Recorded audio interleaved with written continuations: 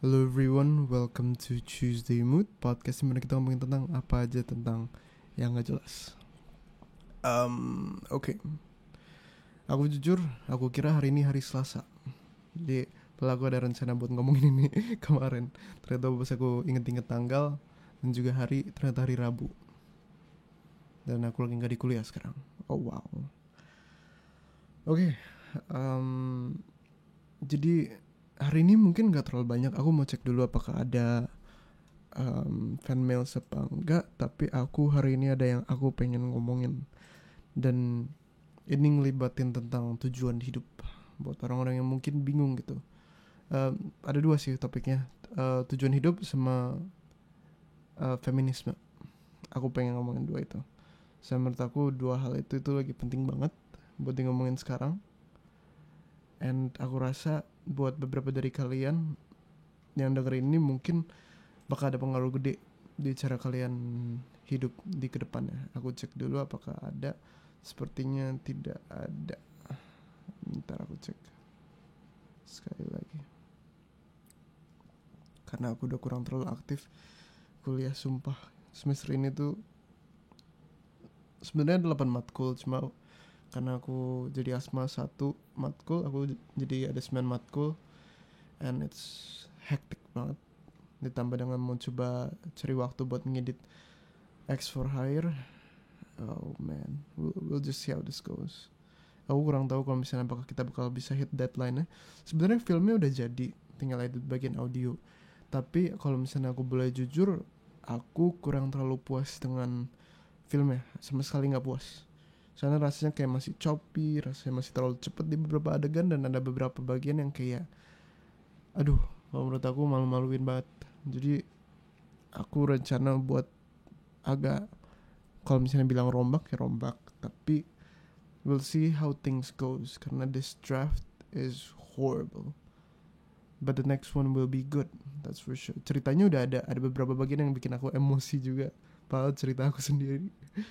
Tapi cara penyampaiannya, cara formatnya, secara audio visual kurang terlalu bagus. Even though ceritanya udah oke. And oke, karena hari ini nggak ada itu fan mails, jadi aku pengen langsung ngomongin aja tentang dua hal. Pertama, feminisme mungkin, sebelum kita masukin ke tujuan hidup. Soalnya mungkin kalian gak sabar gitu dengerin tujuan hidup. Aku punya perasaan, bukan kunci sih, cuma kayak one thing yang kalian perlu sadar. Jadi feminisme, sebelum aku mulai, aku mau, menurut aku definisi dari feminisme itu apa. Feminisme menurut aku itu seorang yang mendukung hak-hak wanita, baik itu, aku bakal ngomong pakai bahasa Inggris juga, equal rights, equality, and everything yang relates ke rights-nya women. Aku bingung gitu kalau misalnya bahasa Indonesia wordingnya gimana, pokoknya kayak gitu. Siapapun yang mendukung hak-hak wanita. Aku bisa bilang kalau misalnya diri aku tuh feminis, tapi aku gak bisa bilang kalau misalnya aku seorang yang mendukung feminis radikal.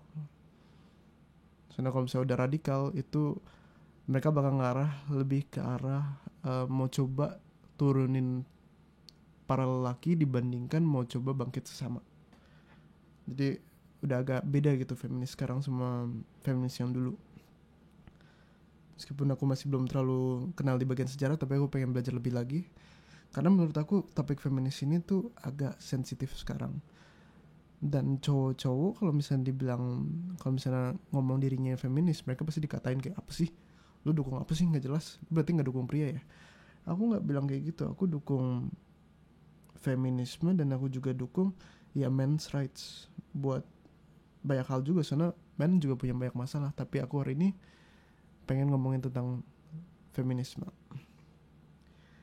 Menurut aku zaman sekarang orang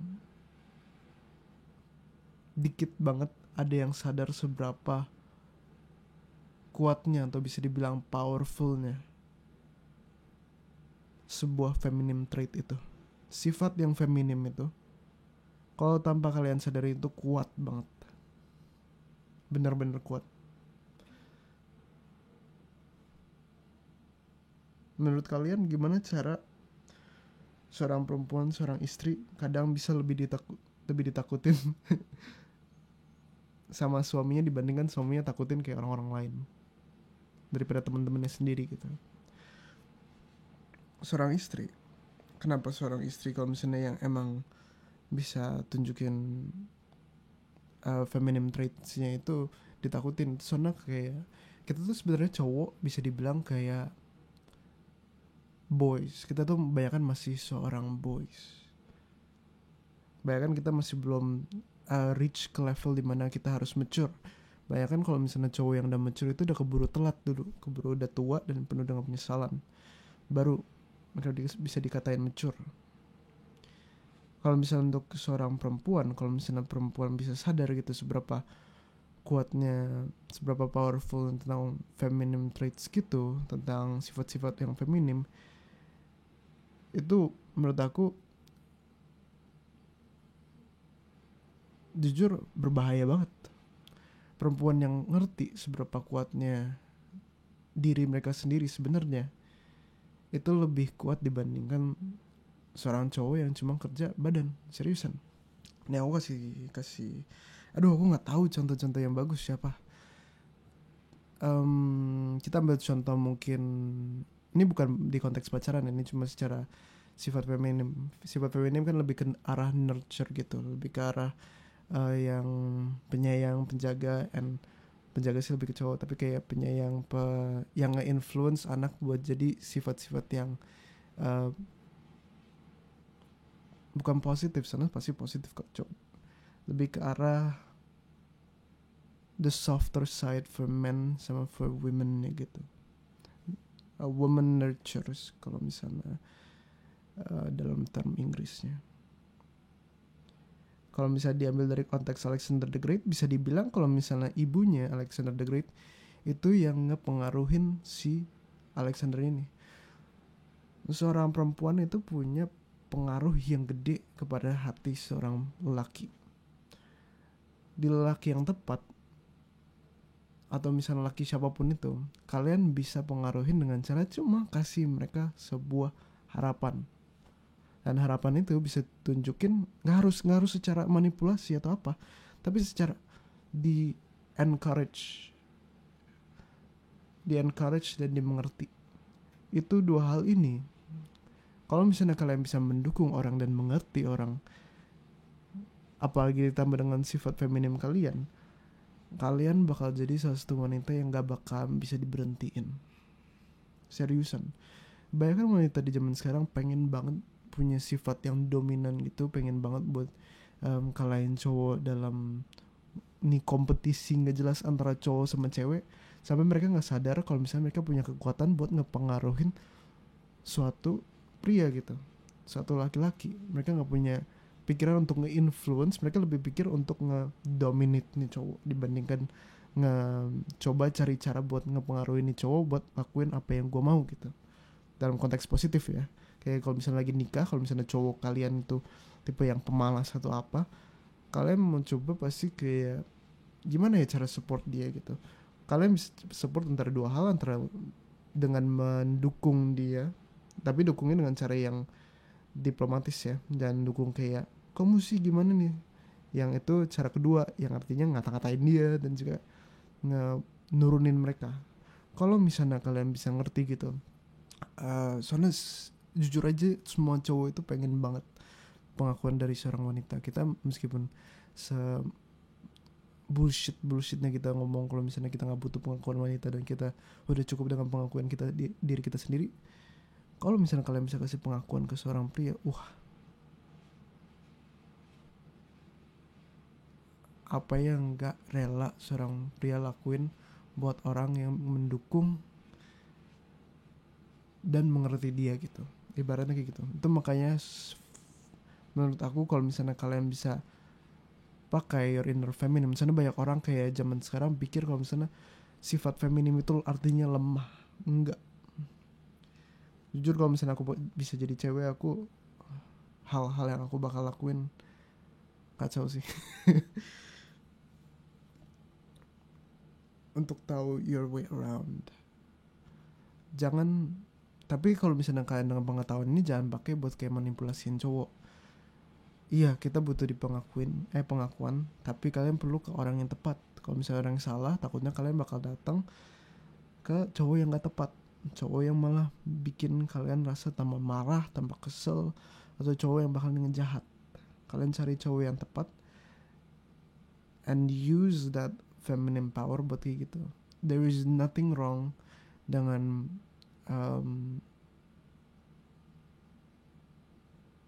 mau punya anak dan mau nggak punya anak gitu, yang kayak child free something ini menurut aku terserah kalian sih kalau misalnya kalian mau child free, tapi aku lebih mendukung ke arah punya seorang anak. Soalnya itu setujuan aku juga, which leads me to the second thing yang aku pengen ngomong, yaitu mempunyai tujuan. Aku nggak bakal buat bullshit bilang kalau misalnya aku punya kunci dari tujuan hidup, enggak. Dan aku nggak bakal kasih tahu apa tujuan kalian, soalnya aku nggak tahu diri kalian sebenarnya. Tapi yang aku pengen kasih tahu ke kalian, kalau misalnya kalian rasa kalian nggak punya tujuan di hidup kalian, jadilah orang yang baik hati. Itu doang yang aku minta. Kenapa kayak gini? Kenapa harus jadi orang yang baik hati? Kalian sadar gak sih? Bentar, aku minum Coca-Cola dulu. Gak disponsor by the way.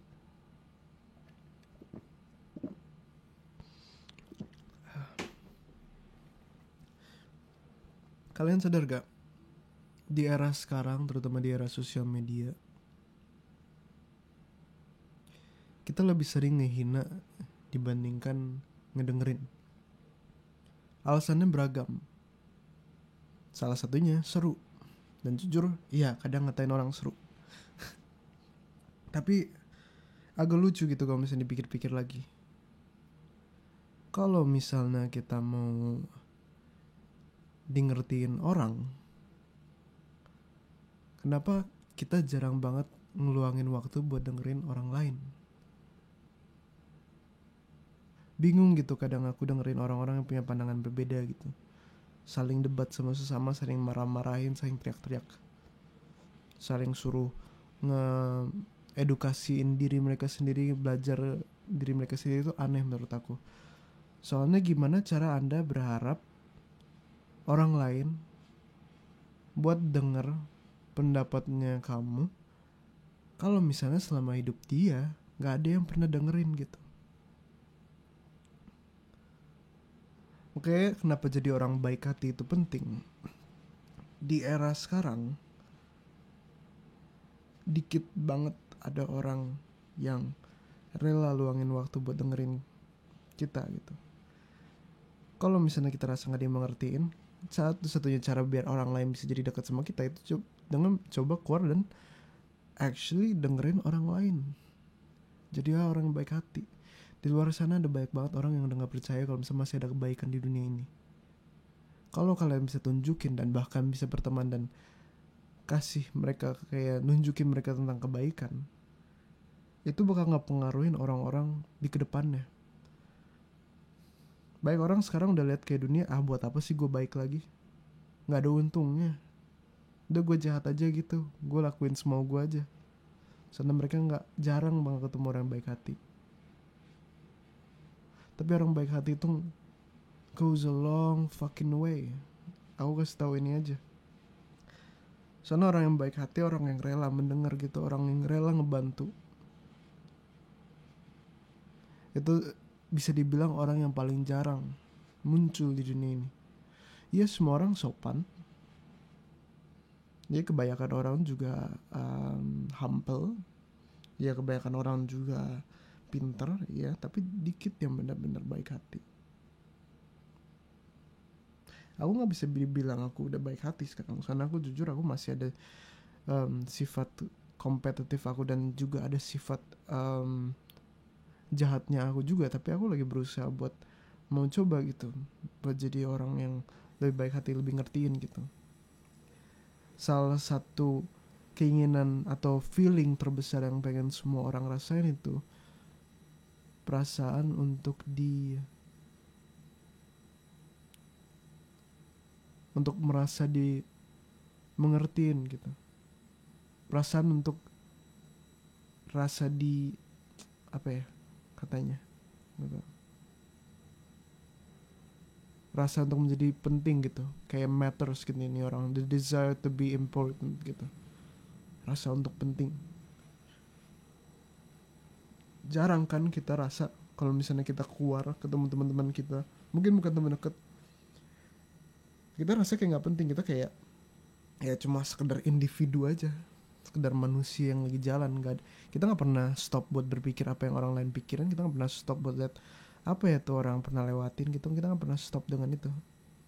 Tapi kira-kira kalau misalnya kita ketemu dengan best friend kita, bestie kita, atau siapapun itu yang kita rasa deket, kalian pasti rela lakuin apa aja buat mereka, karena kebanyakan dari mereka tuh bikin kalian rasa kalau misalnya kalian something gitu, kalian ini penting gitu buat mereka. Dan kalau misalnya aku, bentar sebelum aku masuk ke situ,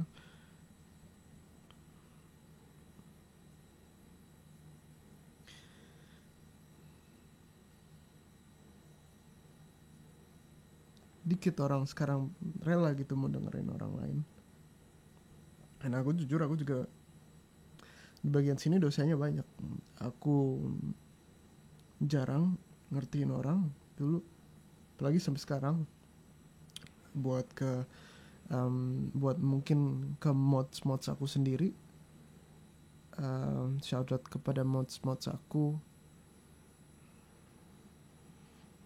udah nggak balik ke tele, padahal udah bilang kalau misalnya bakal balik buatin waktu gitu. Fucks me up. Jadi aku nggak bakal munafik bilang aku bakal jadi orang baik hati, dan aku udah pengertian belum. Kadang aku pikir kalau misalnya aku bisa delete semuanya, aku pengen. Saking malunya aku jujur, kalau misalnya demi aku, alasan terbesar aku, salah satu alasan terbesar aku buat takut balik ke tele, karena aku jujur rasa malu juga.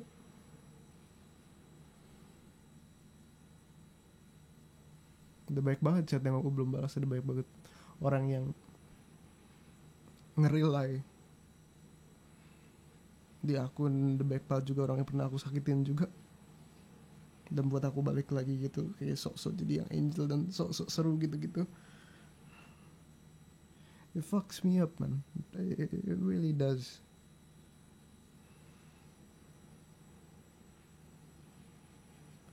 Kalau misalnya aku nggak bisa sort out real life aku, gimana cara bisa aku balik lagi ke sana dan bilang everything's gonna be okay gitu?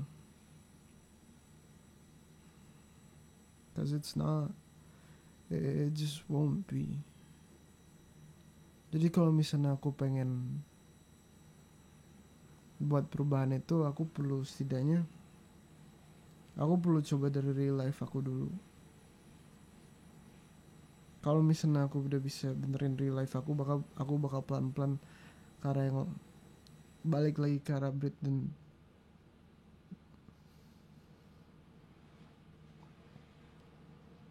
it fucks me up to say this, karena pasti ada beberapa yang bakal kira ini Om Do doang, ini cuma ngomong kosong atau some shit.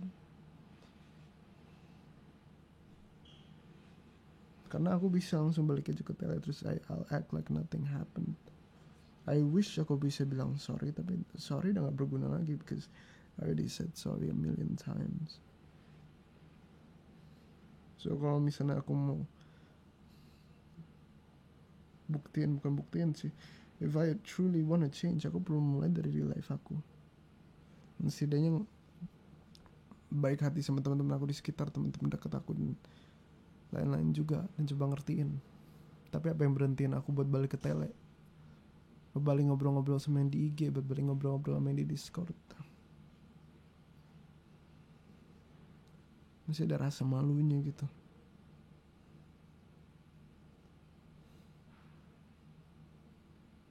Masih ada rasa bersalahnya yang gede banget.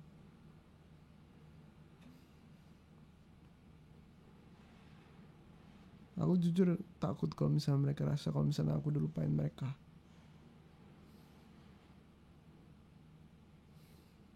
Aku belum. hal-hal yang mereka udah lakuin buat aku, the birthday project, the ulang tahun, and the old days were fucking lovely, man. Fucking lovely. But I fucked up kalau misalnya aku boleh jujur. I fucked up in a lot of ways di tahun 2022. Aku sakitin banyak orang banget di tahun 2022. Tapi aku pengen berubah, tapi aku nggak bisa langsung secara drastis tiba-tiba muncul gitu. Soalnya kayak yang mereka bilang itu aku nggak bisa sebenarnya buat handle semuanya dalam waktu yang bersamaan. Lihat aja yang Discord di berita SMA Raja dengan jalan-jalan juga. Ini tadi bisa dibilang kayak grup mati waktu itu. Tapi I don't want that. Tapi aku nggak bisa lakuin semua dalam waktu bersamaan, so I'll focus sama yang mereka udah saranin, fokus dulu di real life. Jadi aku bakal lakuin itu, aku bakal fokus di real life dulu sampai aku bisa rasa siap, meskipun aku tahu konsekuensinya. Sana udah di warn dari dulu kalau misalnya semua orang gak bakalan tetap ada di sisi kamu. Kalau misalnya kamu udah balik ke sini dengan sifat kamu kayak gitu, bukan semua orang terima. Aku belum siap menerimanya.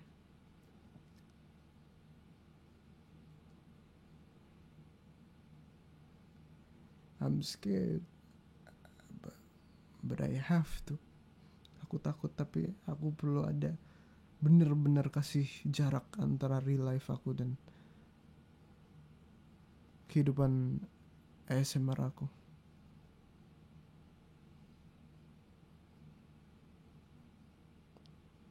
Setidaknya kalau misalnya aku pernah lakuin jahat dulu, aku perlu coba gitu, setidaknya buat jadi yang baik hati setidaknya.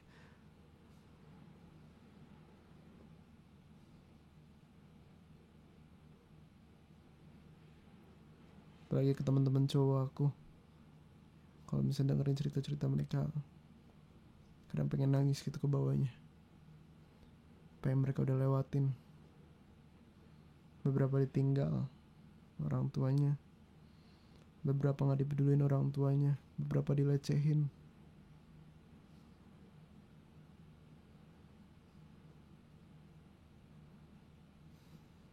beberapa dikucilin, beberapa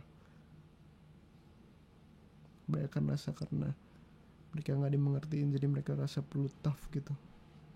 All that fake shit yang masculinity and stuff. Fuck. Kalau misalnya aku bisa tolongin mereka semua, aku mau coba. Tapi aku nanti bakal jadi munafik aja kalau misalnya aku bilang aku mau coba selamatin semuanya.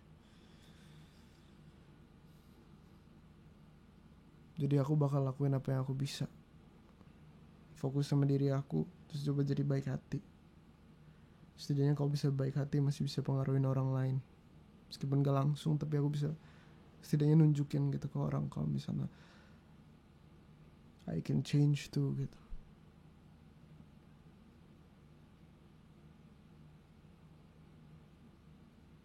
I'm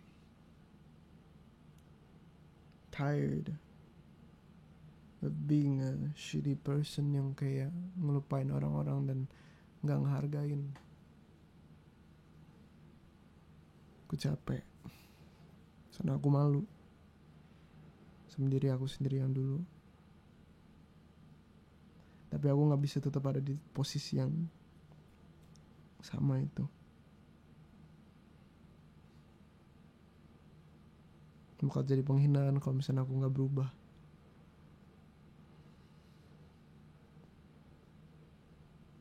I will come back though. I'll make sure of that. But I'll focus di real life dulu until I get it sorted out.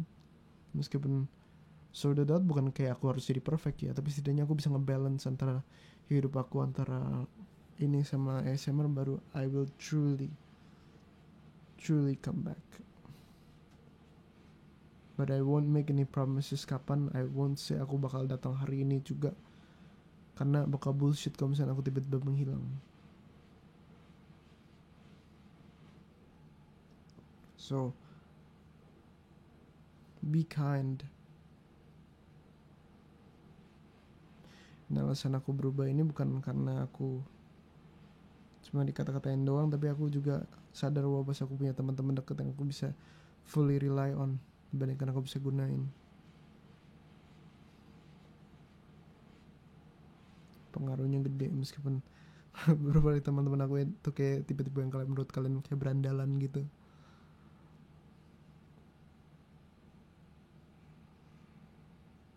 These are just good people sih teman-teman aku.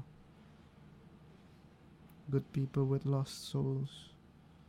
Orang-orang yang masih belum tahu jiwanya, kehilangan jiwanya.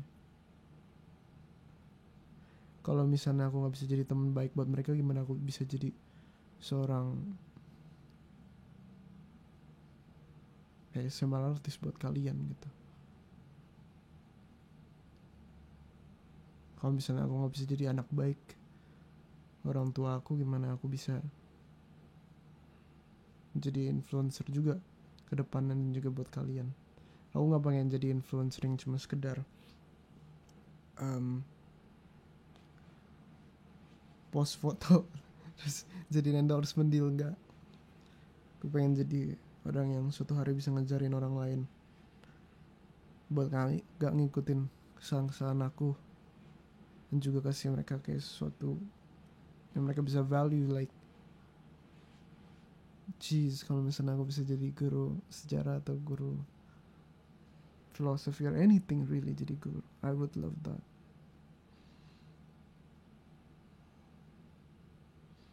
So buat recap, Tuesday Mood ini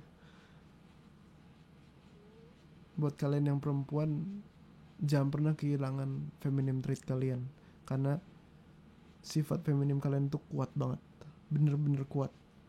Daripada anggap itu sebagai suatu kelemahan,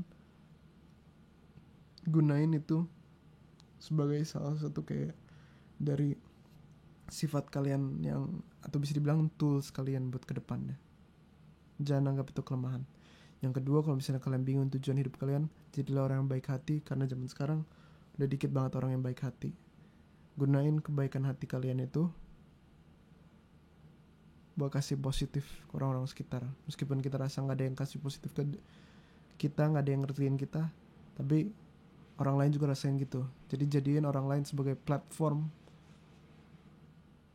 untuk kalian bisa kayak nge-spread positivity gitu, ngedukung. Gak mahal kok orang kasih suatu encouragement, pendukungan gitu, itu gratis. Kenapa harus kita habisin yang gratis itu dengan menghinaan dan berasumsi, dibandingkan mencoba untuk mendengar dan membangkitkan gitu. Bagian konsekuensi yang satu lagi lebih gede dibandingkan cuma ngedukung orang. Setidaknya lakuin sesuatu yang positif kepada orang lain, setidaknya sehari sekali gitu. Even kalau misalnya itu cuma bilang terima kasih atau selamat pagi ke orang di sekitar. Jadi itu aja sih Tuesday Mood yang kali ini. I love all of you, and wow, udah 28 menit aja. Okay, have a great day everyone. I love all of you, and bye bye.